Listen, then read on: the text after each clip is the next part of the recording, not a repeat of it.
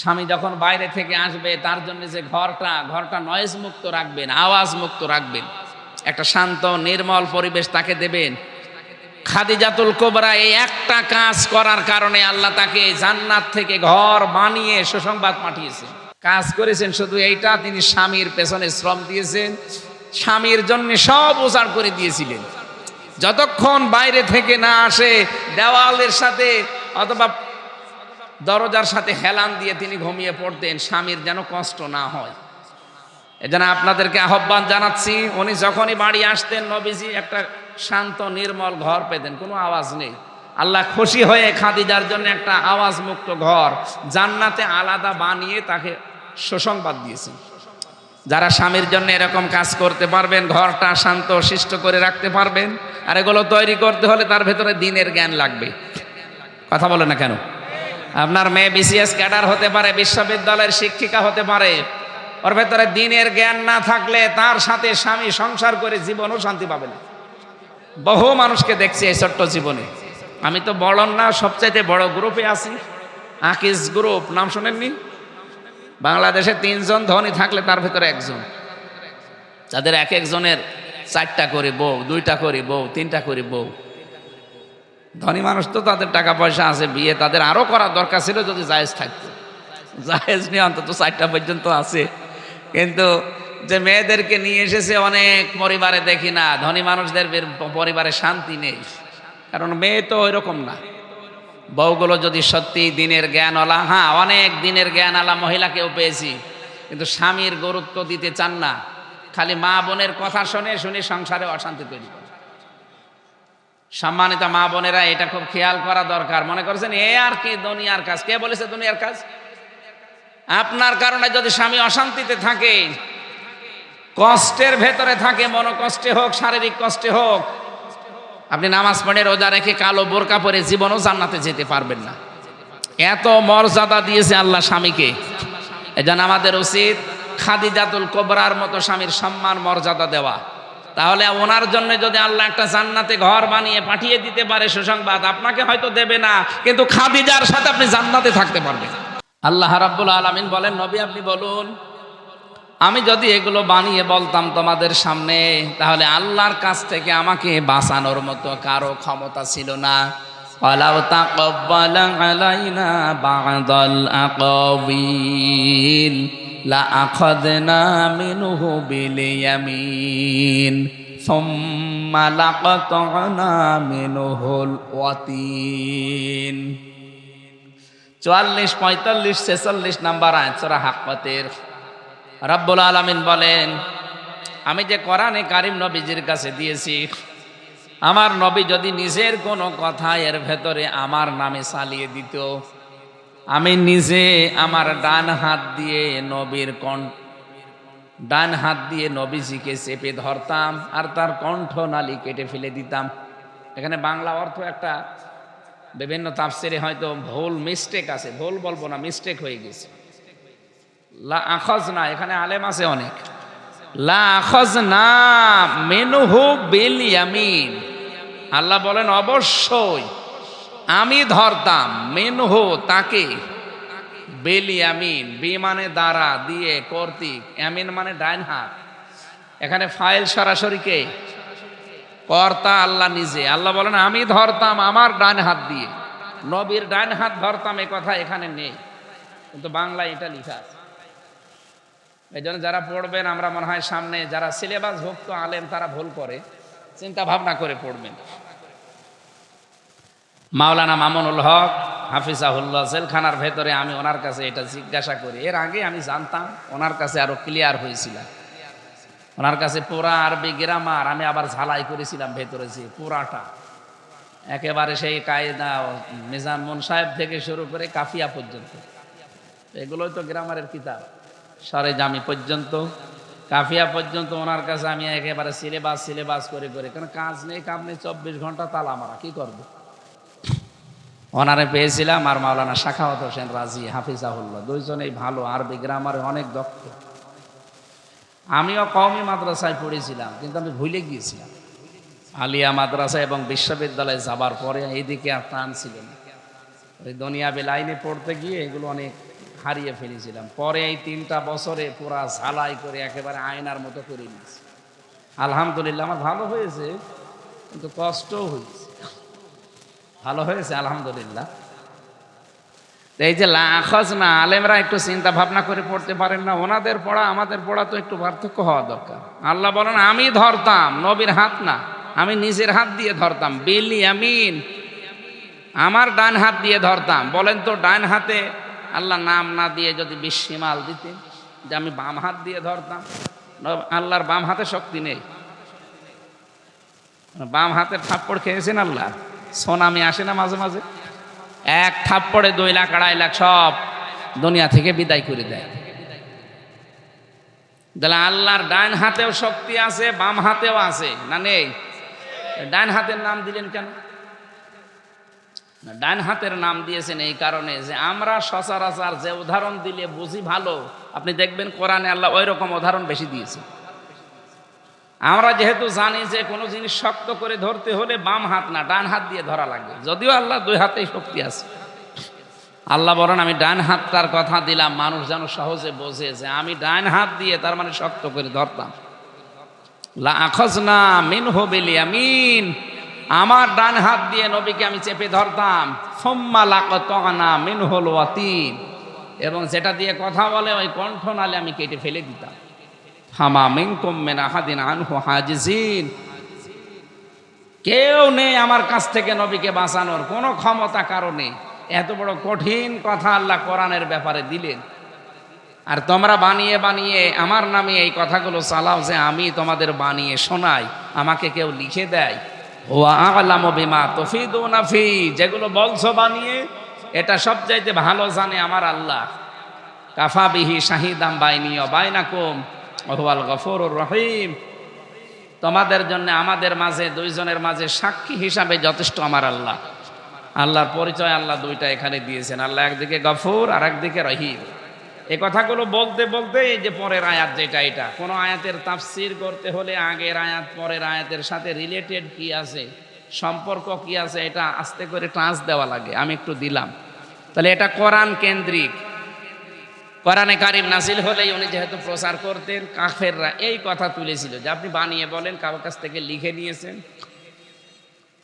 আল্লাহ রাব্বুল আলামিন বলেন নবী আপনি এখন বলুন ওদেরকে, কুল মা কুনতু বিদআম মিনার রাসূলি ওয়া মা আদরি মা ইয়াফআলু বি ওয়ালা বিকুম, আমি তোমাদের কাছে কোনো নতুন রাসূল না, আমার পূর্বে বহু নবী রাসূল এই দুনিয়াতে এসেছিল।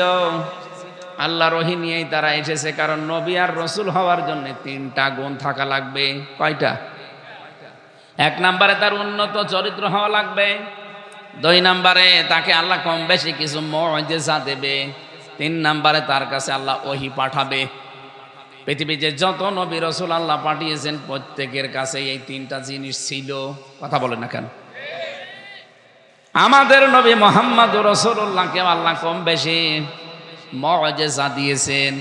3000 মুজিজার কথা আমরা জানি তার জীবনে। সর্বশ্রেষ্ঠ মুজিজার নাম হচ্ছে কোরআনে কারীম। শুধু এতটুকুই না, পৃথিবীর উন্নত চরিত্র আল্লাহ তাকে দিয়েছিলেন। এ দুনিয়ায় এমন কোনো মানুষ নেই, এমন কোনো দিক আর বিভাগ নেই যে দিক বিভাগে গেলে আপনি রাসূলের চরিত্র পাবেন না। কেউ যদি বলে আমি নানা, আমার নানা হিসাবে কেমন হওয়া লাগবে, নবীজি নিজে নানা হয়ে দেখিয়েছেন। বলেন, কোন মানুষ যদি বলে স্বামী হিসাবে আমি কি করব, নবীজি নিজে দেখিয়েছেন যে স্বামী হিসাবে কেমন থাকা লাগে। কোন মানুষ যদি বলে আমি একজন শ্রমিক, শ্রমিক হিসাবে কি করা লাগবে, নবীজি নিজে শ্রম দিয়েও দেখিয়েছেন। পৃথিবীর এমন কোন দিক বিভাগ নেই। কেউ যদি বলে রাষ্ট্রপতি, নবী 10 বছর নিজে রাষ্ট্রপতি ছিলেন। পৃথিবীর প্রতিটি কাজে তাকে আপনি পাবেন। অনুসরণ করার জন্য কোনো বাবা লাগবে না, কোনো স্বামী লাগবে না। অনেকে তো বাবা ছাড়া কিছু পাই না। এ বাবার একটাই দোষ ছিল, শুধু স্বপ্ন দোষ। যত স্বপ্ন দুনিয়ায় দেখেছে সব বাস্তবায়ন করা লাগবে। এই স্বপ্ন দোষগুলো বাস্তবায়ন করতে গিয়ে মেগা প্রজেক্টের নাম নিয়েছে, মেগা ডাকাতি করেছে। এত স্বপ্ন যদি লোকটা দেখে না যেত, আমার মনে হয় এত ঝামেলা হইতো না। খালি স্বপ্ন দেখিস, এই জন্য ওনার জীবনের দোষ একটা, কি দোষ? স্বপ্ন দোষ। স্বপ্ন দেখে দেখে তো আমরা রসাতলে। তারপরও তো আপনার যে জেলাগুলো আছে, অন্যান্য জেলায় যান আপনি, কুড়িগ্রামে, লালমনিরহাটে, নীলফামারীতে, পঞ্চগড়ে, ঠাকুরগাঁও, ওই সমস্ত এলাকাগুলোতে যান। আমি মাঝে মাঝে এই লাইন মতো না যেতে পারি, সময় কন্ট্রোল হয় না, এই জন্য হেলিকপ্টারে নিয়ে যাই। যাবার সময় পাইলট আমাকে দেখায় যে এই জিনিসগুলো এখনো কমপ্লিট হয়নি। এদেশের মানুষ যদি টাকাগুলো পাচার না করে, ওই শয়তানগুলো যদি এই দেশে বড় বড় প্রতিষ্ঠান করত, 36 লাখ যুবক এখন বেকার। কত? 36 লক্ষ যুবক এখন বেকার। এই মানুষগুলো কর্মসংস্থান পেয়েছে তো এদের বাইরের দেশে যে আর রাস্তা ঝাড় দেওয়া লাগতো না। নিজের দেশে যদি 20-25 হাজার 30 হাজার টাকা উপায় করার একটা লাইন একজন পেয়ে যায়, ওই লোকটা সুখে শান্তিতে চলতে পারত। অথচ বাংলাদেশ থেকে সৌদি আরবে গিয়ে দেখি রাস্তা ঝাড়ু দিচ্ছে, টয়লেট পরিষ্কার করছে, খুব বেশি হলো না 30-35-40 হাজার টাকা মাসে উপায় হয়।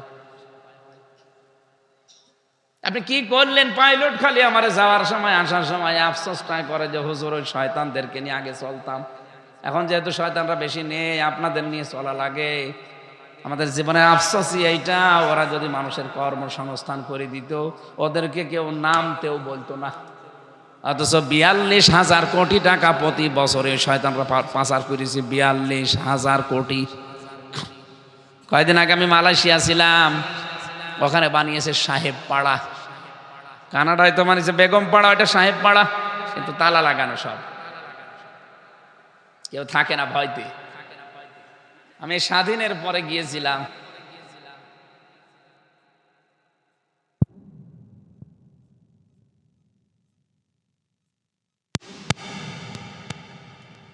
কেন পালাবেন? ওই যে ঘর আছে সাহেব পাড়ায়, থাকেন না? না, ওখানে যে মায়ের খাবো। বাংলাদেশের মানুষ আছে, যদি দেখে যে ওই ঘরে আমি আছি, আমার পিটিয়ে লাশ বানিয়ে ফেলবে। কি করলেন? টাকাগুলো নিয়ে এসে এখন কাজ কারবারও লাগাতে পারেন না, ভোগও করতে পারেন না, নিজের মাতৃভূমিতেও থাকতে পারলেন না। তো কি হবে আপনার জীবন নিয়ে? কয়েকজনের সাথে আমি গোপনে কথা বলেছিলাম, ওরা আফসোস করে। গোয়েন্দা বিভাগের অনেকেই মালয়েশিয়া, সিঙ্গাপুর, থাইল্যান্ডে আছে, যে আমাকে হোটেলে ডাক দিয়েছিল। আমি কয়েকটা গোয়েন্দার সাথেও কথা বলেছি, তারাও শান্তিতে নেই। এই জালেমাকে টিকিয়ে রাখতে গিয়ে তাদের জীবনেও তারা আগুন লাগিয়েছে। এই জন্য বলছে, টাকাগুলো যদি পাচার না করে এগুলো দিয়ে এই দেশের মানুষের কর্মসংস্থান তৈরি করতেন, সারা জীবন আপনার বাপ অন্তত দোয়া পেত। দোয়া কবুল হয়তো কিনা জানি না, দোয়া পেত।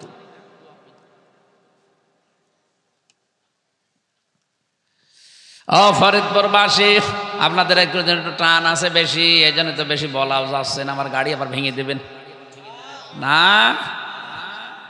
একবার গাড়ি আমার ভেঙে দিয়েছে, আজকে গাড়ি ভেঙে দিয়েছে। কোন শয়তান যেন ওই যে উপরে উঠতেছে, আমার ওই যে বাম্পার ভাঙা, এখন ছাতা ছাড়া লাগবে। এখন বিশ্ব নবী মুহাম্মদ রাসূলুল্লাহ সাল্লাল্লাহু আলাইহি ওয়াসাল্লামকে ডাক দিয়ে বললেন, নবী আপনি বলে দিন, আমি তোমাদের মতো, তোমাদের কাছে নতুন রসুল না যে তোমরা নতুন কিছু দেখতেছো না।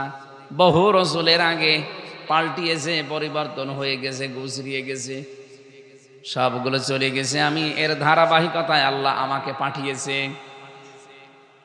আমি জানি না, এইটাই মূল কথা। মা ইয়াফালু বি ওয়ালা বিকুম অমাদিরি, আমি জানি না আমার সাথে আল্লাহ কি আচরণ করবে। আমি এইটাও জানি না যে আল্লাহ তোমাদের সাথে কি করবে। আয়াতটা নাযিল হওয়ার পরে সঙ্গে সঙ্গে নবীজি ডাকলেন নিজের মেয়ে ফাতেমাতুজ জাহরাকে রাদিয়াল্লাহু তাআলা আনহা, হযরত ইমাম হাসান হোসাইন রাদিয়াল্লাহু তাআলা আনহুমা, দুইজনকে, এবং নিজের ফুফু হযরত সাফিয়াকে ডাক দিয়ে বললেন, আমার কাছে আসো, ভালো করে শোনো। কিয়ামতের ময়দানে কিন্তু এই কথা বলে পার পাওয়া যাবে না যে আমার বাবা নবী ছিল, আমার নানা নবী ছিল, আমার ভাতিজা নবী ছিল, আল্লাহ মাফ করে দাও, না। নিজের কাজ যদি নিজে না করো, আমি নবীর দোহাই দিয়ে কিচ্ছু হবে না। ফরিদপুরবাসী একটু চিন্তা করেন তো, নবীজি কাদের রেখে বলছেন নিজের আপন মেয়েকে, যিনি কলিজার টুকরা মনে করতেন ফাতেমাকে। বিশ্বনবী জানিয়েছেন, আমার কলিজার টুকরা ফাতেমা, কেউ যদি ফাতেমাকে কষ্ট দেয় সেজন্য আমি নবীকেই কষ্ট দেয়। কলিজার টুকরা বলে জানতেন হাসান হোসাইনকে। এত বড় আদরের মহাব্বতের জিনিসগুলোকে যদি বলে যে আমার পরিচয়ে কোনো কাজ হবে না, নিজে যা করবা ওইটার উপরে মেসেজ করে তোমার বিচার হবে, তা আমরা তো অনেক দূরের মানুষ। কথা বলেন ঠিক কিনা? আমরা কত দূরের মানুষ, ৬,০০০ কিলোমিটার দূরে আছি আমরা মক্কা থেকে। তারা নিজের আপন লোকগুলো যদি এই কথা শুনতে পারে, তা আমাদের কি? এই জন্য আমার নিজের কাজ নিজে করা লাগবে। ওয়ালা তাজিরু ওয়াজিরাতুন ওয়িজরা উখরা, কেউ কারো বোঝা কিয়ামতে বহন করবে না। ফাইদা নুফিখা ফিস সূরি ফালা আনসাবা বাইনাহুম ইয়াউমাইযি ওয়ালা ইয়াতাসালুন, সিংহায় ফুৎকার দেওয়ার সঙ্গে সঙ্গে যত রকমের সম্পর্ক আপনার সাথে আছে আল্লাহ সব কাট করে দেবে। নসব না দিয়ে আনসাব দিয়েছেন। আপনার দলীয় সম্পর্ক হোক, আত্মীয়তার হোক, আপনার রক্তের সম্পর্ক হোক, স্বামী স্ত্রীর হোক, যত রকমের সম্পর্ক দুনিয়ায় আছে সব শেষ। শুধু এতটুকু আল্লাহ শেষ করে দেননি, ওয়ালা ইয়াতাসালুন, এমনকি আপনার সম্পর্কে কোনো কথা সে জিজ্ঞাসাও করবে না। ওয়ালা ইয়াসালু হামিমুন হামিমাই ইউবাসসারুনাহুম, কিয়ামতের দিন যখন সামনাসামনি নিয়ে আসা হবে, কোন শহীদের পরিচয় দিতে চাইবে না যেটা আমার বন্ধু ছিল, এমনকি ওই কথা পর্যন্ত তুলবে না। বাংলার মুসলমানেরা, আমি আমার ইমান থেকে বলছি, এই জন্য আমাদের এক্ষুনি পরিবর্তন হওয়া দরকার। কারো উপরে ভরসা করে কোনো লাভ নেই। এই জেলাতে যেহেতু এরকম ভরসা করা হয়, দেখি বলে আমার বাবা আছে। কিসের বাবা? আনসাব দিয়েছেন আল্লাহর কোরআনে, আল্লাহ দেখতে পাচ্ছেন আপনি? কোন বাবা না, কোন মা না। তাফসীরে আয়াতের আমি পড়েছি, কিয়ামতে অনেক সন্তান তার মায়ের পা ধরে 500 বছর কাঁদবে। 500 বছর পরে ওর মুখের উপরে লাথি দিয়ে বলবে, কে তুই? দুনিয়ায় আমার বিয়েই হয়নি, ছেলে পাবো কোথায়? আমাদের জীবনে সময় আসতেছে না? বলেন, সবার জীবনে এই সময় সামনে আসতেছে। সুতরাং পরীক্ষা হওয়ার আগে কিন্তু প্রশ্নপত্র দেওয়া হয় না। আর আমাদের পরীক্ষা আল্লাহ যেরকম নেবে আগে প্রশ্নপত্র ফাঁস করে দিয়েছেন। এরপরেও যদি আমরা কেউ ফেল করি, আমাদের মতো কপাল পোড়া আর কেউ আছে? যেন আমরা নিজেরা এখন থেকে নিজেকে নিয়ে ভাবি, আমি যে জীবন গঠন করলাম, সত্যি আমার এই জীবন দিয়ে আমি কি পার হতে পারবো? সত্যি কথা বলছি, আমি একা একা থাকলে আমার এই চিন্তাটা আসে মাঝে মাঝে। আল্লাহ পাক যদি বলে, হামজা 2024 সালের ডিসেম্বরের 31 তারিখ পর্যন্ত তোকে মাফ করে দিলাম, যা, তোর হিসাব দেওয়া লাগবে না। তুই শুধু জানুয়ারির 1 থেকে এই 6 তারিখ পর্যন্ত হিসাব দিয়ে জান্নাতে চলে যা। আমার যা কাজ কারবার, এই 6 দিনের হিসাব দেওয়া আমার মনে হয় সম্ভব না। আপনারা পারবেন না? আপনারা পারবেন? আপনারা বাবার দলের লোক না? পাশেই তো আপনাদের বাবা আছে। কত মানুষ এই ভ্রান্ত ধারণায় আছে যে বাবা আছে, বাবা পার করে নিয়ে যাবে। আরে ভাই, ও বাবার কি হবে? ও বাবা জানে। কারো উপরে ভরসা করবেন না, সে যেই হোক। আপনি নিজের কাজ নিজে দেখেন। নবীজি যদি ফাতেমাকে বলতে পারে বাবার পরিচয়ে কাজ হবে না, আপনি জানেন আয়াতের তাফসিরে আমি হাদিস পড়েছি, কত কঠিন কথা হযরতে আবু যর বলেন, ফাতেমাতুজ জহরা ইন্তেকালের পরে তাকে আমি নিয়ে গিয়েছিলাম কবর দিতে। কবর দেওয়ার সময় শুধু কবর খোঁড়া হয়ে গেছে, আমি একটু পরিচয় দিলাম ফাতেমার, যে তোমার ভেতরে যারে রাখা হবে তিনি কিন্তু হযরতে আলীর স্ত্রী, শেরে খোদা বলা হয়। হাসান হোসাইনের মা, জান্নাতের সরদারিনী নেত্রী, খবরদার বিয়াদবি করবা না। হযরতে আবু যর বলেন, কোনো আওয়াজ নেই। মনে মনে ভাবলাম, সারা জীবন নবীজির কাছে শুনলাম কবরের বর্ণনা, সবচাইতে বড় কঠিন ঘাটি এটা, কই কিছুই তো বলে না। হঠাৎ করে নবীজির পরিচয় তুলে ধরলেন, এ কবর, তোমার ভেতরে যারে রাখবো তিনি আখেরি জামানার পয়গম্বর মুহাম্মাদুর রাসূলুল্লাহ সাল্লাল্লাহু আলাইহি ওয়াসাল্লামের কলিজার টুকরা মেয়ে ফাতেমা, খবরদার বিয়াদবি করবা না। হযরতে আবু যর বলেন, দেখি কবর থেকে মানুষের মতো আওয়াজ আসছে। হে আবু যর, নিজে কান খাড়া করে শোনো আর মানুষকে শোনাও। তুমি এতক্ষণ যাদের পরিচয় দিলে, হযরতে আলীর স্ত্রী, হাসান হুসাইনের মা, জান্নাতের নেত্রী নবী মুহাম্মদুর রাসূলুল্লাহ সাল্লাল্লাহু আলাইহি সাল্লামের কলিজার টুকরা, আমি কাউকে চিনি না। আমার কাছে পরিচয় হবে কাজ দিয়ে। কাজ যদি ভালো হয় আমি জান্নাতের টুকরা হয়ে যাব, আর কাজ যদি দেখি যে দুনিয়ায় কাজ কারবার ভালো নেই, আমার ভেতরে আসতে দেরি, শুধু একটা চাপ দেব, এই পাঁজরের হাড় ওই পাঁজরে চলে যাবে, একটা চিৎকার দিয়ে ৭০ গজ নিচে পাঠিয়ে দেব। হযরতে আবু যর বলেন, কথাটা শোনার পরে আমি একবার চিৎকার দিয়ে কবর থেকে উঠে পড়লাম। এই যে দৌড় দিয়েছি, জীবনে আর কোনোদিন সংসার করার সাহস পাইনি। কার কথা বললাম আপনি টের পাচ্ছেন? জান্নাতের মেয়েদের যিনি সরদারিনী নেত্রী হবে, তাকে যদি কবরে কথা বলতে পারে, নবীজি এই জন্যই বলেছিলেন, মা ফাতেমা, আমার উপরে ভরসা করে কোনো লাভ নেই, যে আমার বাবা নবী ছিল, আল্লাহ মনে হয় আমারে মাফ করে দেবেন না।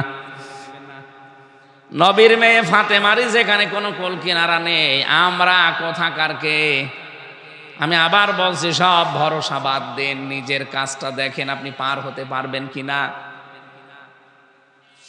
পরবর্তীতে নবীজি যখন বললেন, লিয়াগফির লাকাল্লাহু মা তাকদ্দামা মিন যামবিহি ওয়া মা তাআখার, আল্লাহ রাব্বুল আলামিন বলেন, হে নবী, আপনার আগে পেছনের সব কিছু আমি মাফ করে দিয়েছি। ফের সাহাবীরা বললেন, হে নবী, আপনারটা না জানলাম যে আপনি মাফ পেয়ে গেছেন, তা আমাদের অবস্থা কি?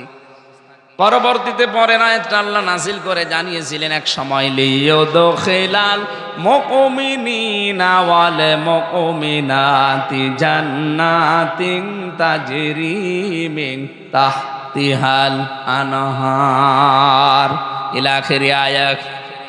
মুমিন নারী, মুমিন পুরুষ যারা, এই মানুষগুলোকে আমি আল্লাহ আমার জান্নাতে প্রবেশ করাবো। জান্নাতে তো মানুষকে আল্লাহ এমনি দেবে না, কাজ দেখে দেবে। কথা বলেন না কেন?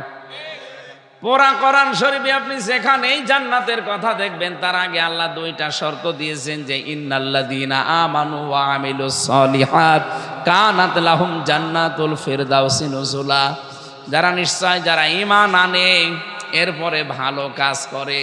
এদিকে তাকান, আপনি পড়া কোরআন শরীফে কোন জায়গায় ঈমান যারা পাবে, ভালো কাজ করবে কথা পেয়েছেন? আমি পাইনি।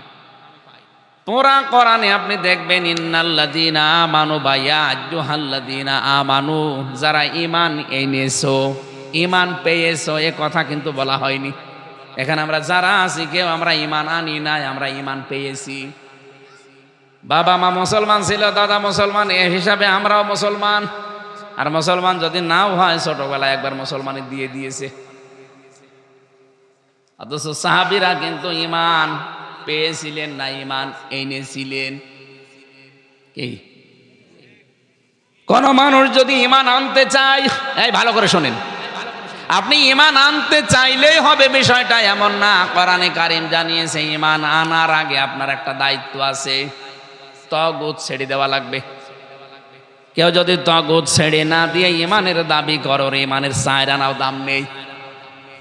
সূরা বাকারার 256 নম্বর আয়াতের তাফসীর পড়বেন, ফামাই ইয়াকফুর বিত-তাগুতি ওয়া ইউমিন বিল্লাহ ফাকাদ ইসতামসাকা বিল উরওয়াতিল ওয়াসকা।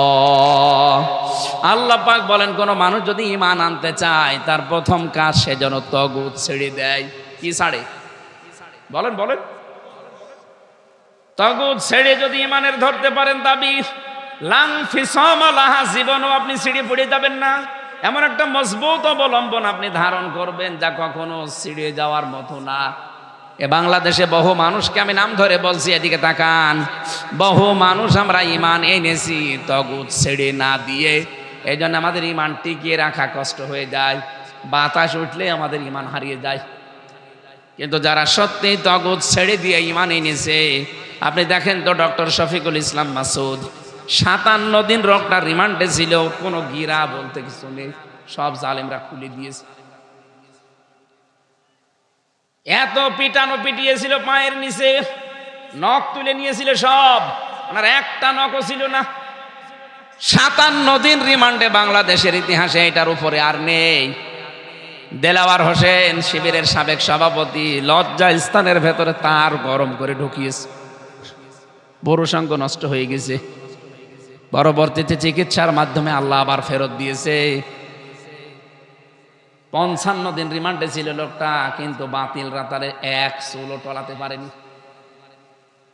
কিন্তু এদেশে বহু পীরকে, বহু আলেমকে আমরা দেখলাম এই 15.5 বছরে তগুত ছেড়ে না দিয়ে ইমানের দাবি করতো, এই জন্য ইমান আগে হারিয়ে ফেলিস। আমি কি বেশি বলে ফেললাম? আপনি বসছেন, কথা বোঝেন? আপনি নিজেই বলেন তো, আপনার ইমান আনা হয়েছে? তগুতের সাথে সম্পর্ক রেখে ইমান হয় কি করে? আগে তগুত ছাড়ো, এরপরে ইমান আনো, তাহলে আপনার ইমান টিকিয়ে রাখতে পারবেন। আমি তো 2 জনের নামে উদাহরণই দিয়ে দিলাম যে তারা এত কঠিন অবস্থায়ও কিন্তু ইমান ছাড়ে নাই। অথচ যে মানুষগুলো ইমান এনেছে, অনেককে দেখি ইমানের দাবি করে, অনেক পীরকেও দেখি বাতিলের সাথে আতাত করে চলে। কথাগুলোর ওজন আপনি হয়তো টের পাচ্ছেন না, যাদের মাথায় মগজ আছে তারা টের পাচ্ছে। আপনি ইমান আনতে হলে আগে তগুত মাস্ট বি, আপনাকে ছাড়াই লাগবে, তাছাড়া আপনার ইমানের কোনো দাম নেই। ওই ঝড় উঠবে ভাঙ্গা মোড়ে, এখান থেকে আপনার বাতি নিভে যাবে। কিন্তু ইমান যদি তগুত ছেড়ে দিয়ে আনতে পারেন, ইমান জীবনও আপনার এটা কোনোদিন ছিড়বে না, লাংফিসমালাহা, কখনো ছিড়ে যাবে না। এখন তগুত কি, এটা আমরা অনেকে চিনি না। তগুতের প্রথম অর্থ, তগুত মানে শয়তান। তগুত মানে কি? এখন বলেন শয়তান পাবো কোথায়? শয়তান কি বাংলাদেশে আছে? শয়তান কি? শয়তানের কাজ কয়টা? 4টা কাজ করে শয়তান, বেশি কয়টা বলেন বলেন? এই 4টা কাজ যদি কারো ভেতরে থাকে, বুঝবেন আপনি নিজেই শয়তান হয়ে গেছেন, ও শয়তান আর খোঁজ করা লাগবে না।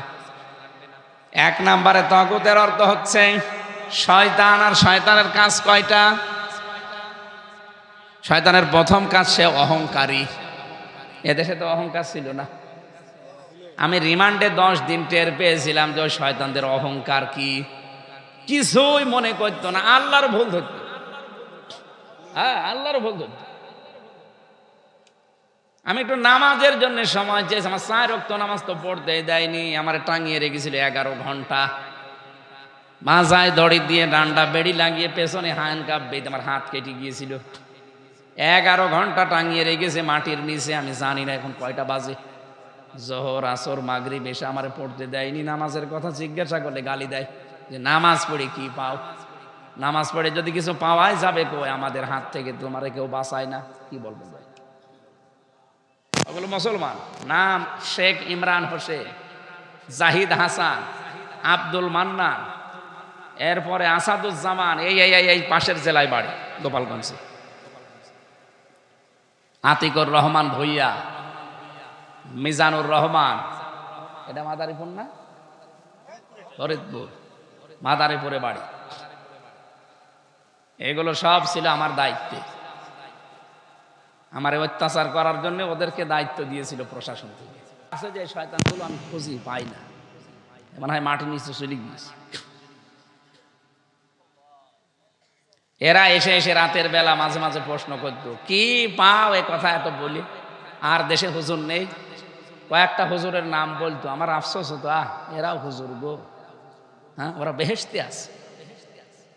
আমারে শিখিয়ে দিতে যে এইভাবে কথা বলবা, আর আমরা যেগুলো বললাম এইগুলো যদি ম্যাজিস্ট্রেটের কাছে বলতে পারো কালকেই ছেড়ে দেব। না, এইটা বলা সম্ভব না, সব বানানো কথা, সব জামাত ইসলামের বিরুদ্ধে, আকিজ গ্রুপের বিরুদ্ধে, দেশের বিরুদ্ধে। না, এ কথা একটাও বলা যাবে না।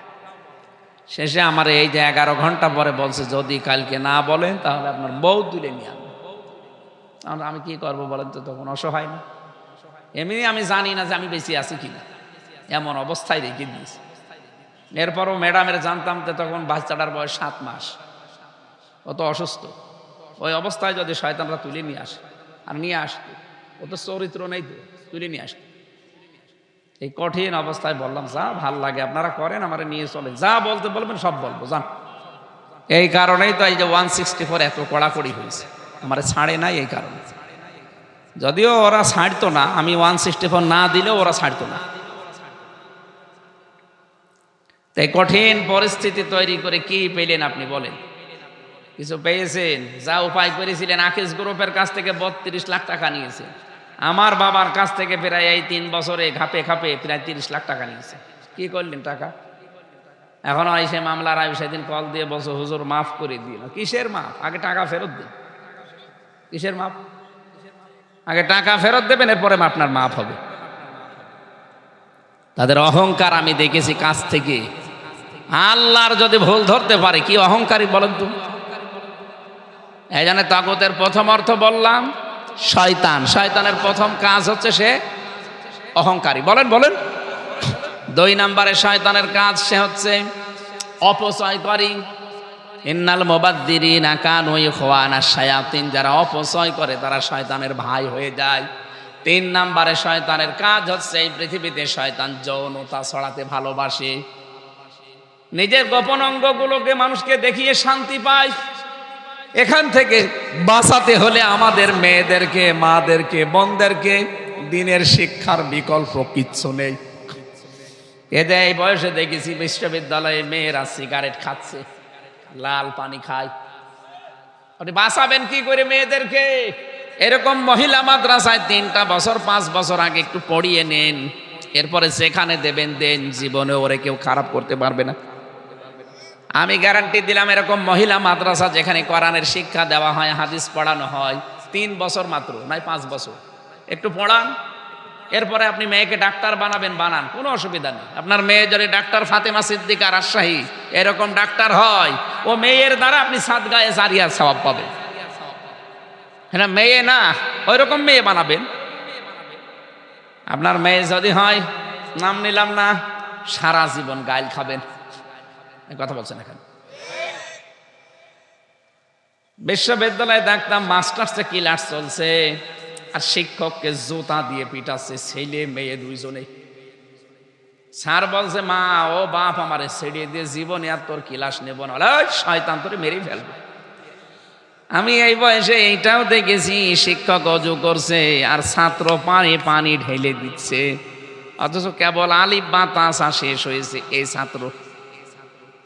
ওইটা মাস্টার্স করার পরে জানোয়ার হয়ে গেছে অলরেডি, আর এটা কেবল কায়দা, এখনো শেষ হয়নি, এ মানুষ হয়ে গড়ে উঠছে। মেয়েদের ভেতরে পর্দার যে বিধান, এটা হয়তো অনেকে জানে না, এটা যে কত বড় গুরুত্বপূর্ণ। একজন মেয়ে লোক যদি বেপর্দা হয়ে যায়, কমপক্ষে 4 জন পুরুষ মানুষ জাহান্নামের সাথে নিয়ে যাবে। প্রথমে নেবে তার বাবাকে, এরপরে তার বড় ভাইকে, এরপরে তার স্বামীকে, এরপরে তার বড় ছেলেকে। বলেন তো, এই দেশে যদি দিনের শিক্ষা, মহিলা মাদ্রাসাগুলো না থাকে, মক্তবগুলো না থাকে, কি হবে আপনি ভেবে দেখেছেন? এক একজন মহিলা যদি জাহান্নামে যায়, 4 জন পুরুষ মানুষ সাথে নেয়, তা আমরা কোন জায়গায় যাব? এজন্য এটা টিকিয়ে রাখবেন। হয়তো সরকার থেকে এখনো সেরকম কিছু আসে না, এটা টিকিয়ে রাখার দায়িত্ব ইমানদার মুসলমানদের, যেন মেয়েরা সামনে অন্তত ফাতেমাতুজ জোহরার মতো, খাদিজাতুল কুবরার মতো হয়। সম্মানিত মা বোনরা, আপনারা যে এসেছেন, বিভিন্ন জায়গায় বসে আছেন, স্বামী যখন বাইরে থেকে আসবে তার জন্য যে ঘরটা নয়েজ মুক্ত রাখবেন, আওয়াজ মুক্ত রাখবেন, একটা শান্ত নির্মল পরিবেশ তাকে দেবেন। খাদিজাতুল কুবরা এই একটা কাজ করার কারণে আল্লাহ তাকে জান্নাত থেকে ঘর বানিয়ে সুসংবাদ পাঠিয়েছে। অথচ খাদিজা জীবনে 1 ওয়াক্ত নামাজ পড়েনি, একটা রোজাও রাখেননি, একটা হজও করেননি, একটা যাকাতও দেননি।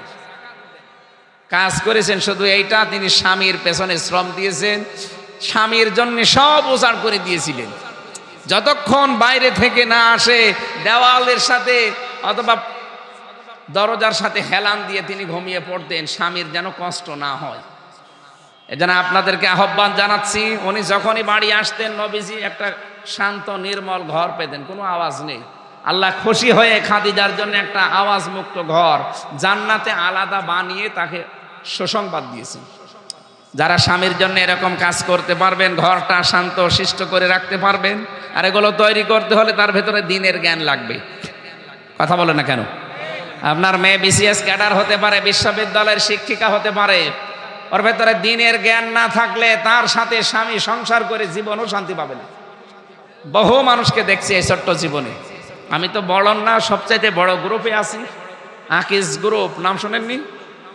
বাংলাদেশে 3 জন ধনী থাকলে তার ভেতরে একজন, যাদের এক একজনের 4টা করে বউ, 2টা করে বউ, 3টা করে বউ। ধনী মানুষ তো, তাদের টাকা পয়সা আছে, বিয়ে তাদের আরো করার দরকার ছিল যদি জায়েজ থাকতো। জায়েজ নিয়ে অন্তত 4টা পর্যন্ত আছে। কিন্তু যে মেয়েদেরকে নিয়ে এসেছে অনেক পরিবারে দেখি না, ধনী মানুষদের পরিবারে শান্তি নেই, কারণ মেয়ে তো ওই রকম না। বউগুলো যদি সত্যি দিনের জ্ঞানওয়ালা, হ্যাঁ অনেক দিনের জ্ঞানওয়ালা মহিলাকেও পেয়েছি, কিন্তু স্বামীর গুরুত্ব দিতে চান না, খালি মা বোনের কথা শুনে শুনে সংসারে অশান্তি তৈরি করে। সম্মানিত মা বোনেরা, এটা খুব খেয়াল করা দরকার। মনে করছেন এ আর কি দুনিয়ার কাজ? কে বলেছে দুনিয়ার কাজ? আপনার কারণে যদি স্বামী অশান্তিতে থাকে, কষ্টের ভেতরে থাকে, মনোকষ্টে হোক শারীরিক কষ্টে হোক, আপনি নামাজ পড়ে রোজা রেখে কালো বোরকা পরে জীবনও জান্নাতে যেতে পারবেন না। এত মর্যাদা দিয়েছে আল্লাহ স্বামীকে। এজন্য আমাদের উচিত খাদিজাতুল কুবরার মতো স্বামীর সম্মান মর্যাদা দেওয়া। তাহলে ওনার জন্য যদি আল্লাহ একটা জান্নাতে ঘর বানিয়ে পাঠিয়ে দিতে পারে সুসংবাদ, আপনাকে হয়তো দেবে না, কিন্তু খাদিজার সাথে আপনি জান্নাতে থাকতে পারবেন। বলেন, আমরা একটা নয়েজ মুক্ত, আওয়াজ মুক্ত ঘর চাই না? কিন্তু পাই, সারা রাত সারা দিন পরিশ্রম করে বাড়ি গেলে ঘ্যাও ঘ্যাও ঘ্যাও ঘ্যাও করতে আসে। আর ও তো এমনি করে না, ওরে করায়, ওর মা আর ওর বড় বোন ওখান থেকে শুধু বুদ্ধি দেয়।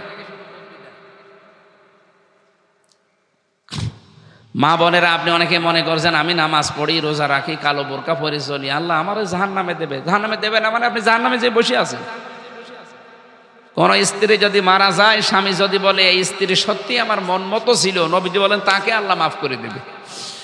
আমার মনে হয় এখানে এরকম স্বামী খুব কম, যে স্ত্রী মরে গেলে মন থেকে বলবে যে আমার বউ ভালো ছিল। হয়তো লোক দেখানোর জন্য বলতে পারে, কিন্তু ভেতরে ভেতরে বলে যে মরে গেছে, ঠিক হয়েছে, আমি আর একটা করবো। আল্লাহ মা বোনদেরকে খাদিজাতুল কুবরার মতো, খাদিজা যতদিন জীবিত ছিলেন ততদিন নবীজি বিয়ে করার চিন্তাও করেননি। আর আমরা এমন বউ, ও বউ থাকতে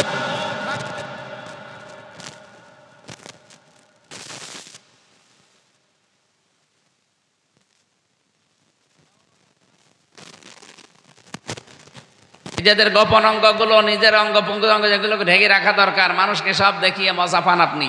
এই পৃথিবীতে একটাই মাত্র প্রাণী আছে যে তার লজ্জাস্থান মানুষকে দেখায়, কুকুর। কি না? এত বড় লেজ, অথচ উল্টো করে মানুষকে দেখায়, যা দেখবি দেখ।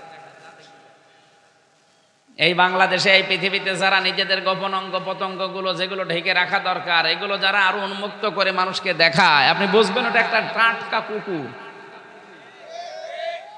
এখন যদি আজকের মাহফিলের যিনি এখানে বসে আছে, ইনি বাড়ি গেল, সালাম দিল, ওনার বউ যদি বলে কুকুরের বাচ্চা, ওনার রাগ হবে? হ্যাঁ, এই যে ইমরান সাহেব, এনারে যদি এখন বাড়ি যাওয়ার পরে বলে কুকুরের বাচ্চা, রাগ হবেও না? না না, জ্ঞানী মানুষ হলে রাগ করার কথা না। চিন্তা করবে যে আমার বউ তো শিক্ষিতা, একটা ধার্মিক মেয়ে, ভালো বংশের মেয়ে, এ কোনোদিন আমার মুখের উপরে মুখ তুলে কথা বলে না, আর আজকে আমার কুকুরের বাচ্চা বলে গালি দিল। অবশ্যই এর জিনে ধরেছে। কিসে ধরেছে?